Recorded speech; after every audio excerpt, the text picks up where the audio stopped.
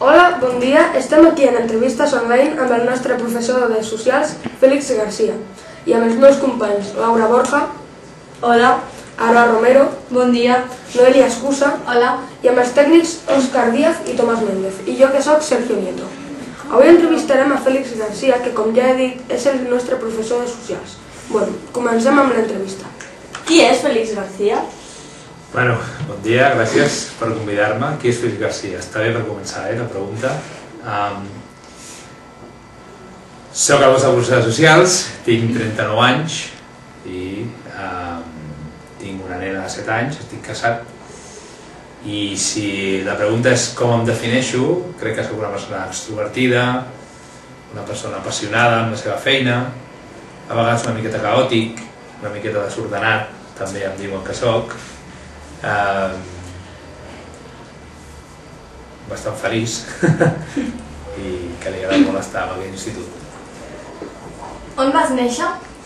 Vaig néixer a Terrassa, però la meva família d'origen és d'Extremadura i jo vaig néixer a Terrassa, però he viscut tota la vida a Sant Cugat. És a dir, els meus pares em van tenir a Terrassa perquè és l'hospital que toca, però des de petit fins als 30 anys he viscut a Sant Cugat del Vallès. I ara on vius? Ara visc a Cerdanyola. Vaig conèixer la que és la meva dona ara i ella és de Cerdanyola i vam anar a viure a Cerdanyola, que és bastant més econòmic que Sant Cugat. Viure a Sant Cugat i comprar-se un pis a Sant Cugat quan jo tenia 30 anys era impossible. Per què vas escollir ser professor? És bona aquesta. Us explico un secret, com això no ho veurà ningú. Quan jo era petit, anava al lavabo i... Us he explicat això? No. Quan jo era petit anava al lavabo i seia allà i recordo que a casa dels meus pares al lavabo hi havia rajoles, no? Devia enrajolat. És una miqueta paranoia, això que explico, però... Jo seia allà i sentia que estava davant d'un públic i que jo li explicava coses. Us imagineu? És una miqueta estrany, fins i tot ridícul. Allà assegut a la tassa del lavabo i mirant i explicant coses. Clar, ho feia, no ho parlava perquè els meus pares pensarien que estava boig. Però jo ja explicava coses a una gent que havia allà.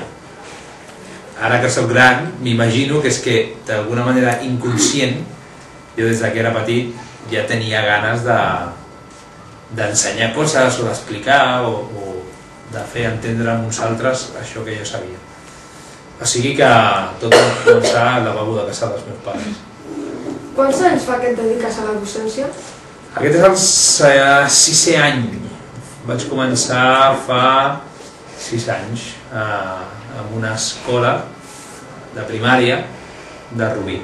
Va haver-hi nomenaments, em van convocar, vaig anar i vaig fer una substitució, crec que vaig estar un mes o així, porto 6 anys.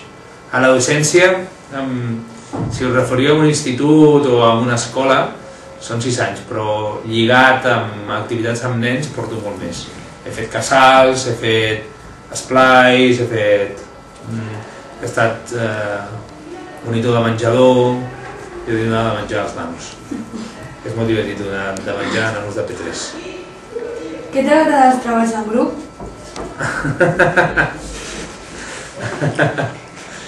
Ric perquè això ha estat un temazo amb la vostra classe i ho sabeu, això de treballar en grup, perquè al principi no en volíeu. Per mi treballar en un grup és un repte i per tant per vosaltres és un repte també. Quin és el repte? El repte és primer que t'has d'entendre amb una gent amb la que normalment no t'entens, perquè quan fem els grups per exemple, si jo fes un grup no us posaria vosaltres junts, perquè ja sé que us coneixeu, que sabeu com treballeu. El repte és treballar amb gent amb la qual habitualment no coneixes i arribar a acords de com fer la feina. I el treball en grup també, o el treball cooperatiu, també permet, evidentment, que facis feina individual, però moltes vegades és haver d'arribar a acords i veure com treballes amb gent amb la que no coneixes. Jo crec que és un molt bon aprenentatge, no només aquí, sinó quan sortiu fora d'aquí. Perquè us trobareu amb molta gent, arribareu a feines on heu de treballar amb molta gent i crec que és una molt bona pràctica. Què aporta el treball de grup que no tingui el treball individual? M'he avançat, no?, una mica amb la resposta. Jo crec que aporta la capacitat de ser flexible, aporta la capacitat de, sobretot, d'aprendre dels altres. És a dir, quan tu estàs en grup, hi ha moltes feines que els companys et poden aportar idees. També et pot passar que tu sentis que ets tu el que constantment està aportant idees, o que a vegades et carregues de feina. I és veritat que el treball en grup pot tenir aquests perills, sí? I sé què passa, i sé que a la classe passa i hem parlat. El tema és que hi ha alguna en què jo hi crec molt, que és tu no hauries de fer la feina a un company, però quan tu ets capaç d'explicar una cosa a un company, vol dir que és que tu ja l'has entès. I explicar o ajudar a un company també és una manera d'aprendre. No ho sé, dona molta flexibilitat al joc, al joc, em refereixo al treball en grup. Vosaltres mateixos, per mi, és molt més relaxant la classe, perquè el propi grup s'autocontrola també. Ara estic començant amb els de primer, em costa una mica més, però a vegades sento que arribarem al mateix lloc que hem fet en els de segon. Per què vas decidir fer les classes més divertides? Jo tinc la sensació que no és que jo decideixi, o jo no vaig a classe pensant vaig a fer una classe divertida. És que a mi em diverteix fer la meva feina. Jo soc feliç fent això.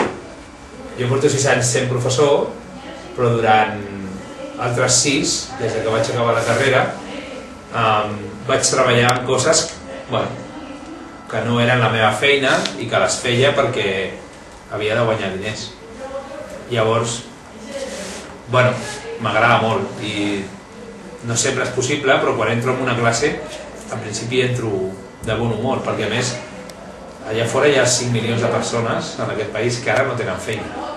Jo tinc feina, la tinc per tot l'any, és el primer cop que un institut estic tot l'any, em garanteixen feina tot l'any, i a més estic fent la feina que a mi m'entusiasma. Sento que no tinc dret a estar seriós. Hi ha dies que em puc enfadar, hi ha dies que puc venir d'una manera X, però és que estic fent la feina que m'agrada. Per tant, suposo que això fa que les classes siguin, com vosaltres dieu, divertides, o intento que siguin dinàmiques i que vosaltres participeu molt, que no sigui jo el que parla tota l'estona, perquè crec que quan vosaltres parleu és quan esteu aprenent. Com enrotllo, no? Què és més difícil, ser profe de primària o de secundària? Per mi de primària. Per mi de primària. Jo que he estat 4 anys fent primària o 3 anys fent primària, fins i tot vaig fer infantil. Fer infantil és superdifícil. Per mi és molt difícil fer infantil. O sigui, primària és diferent. Primària té una cosa que és que tu tens el grup i tu ets el tutor i portes el mateix grup pràcticament tot el dia, els 5 dies.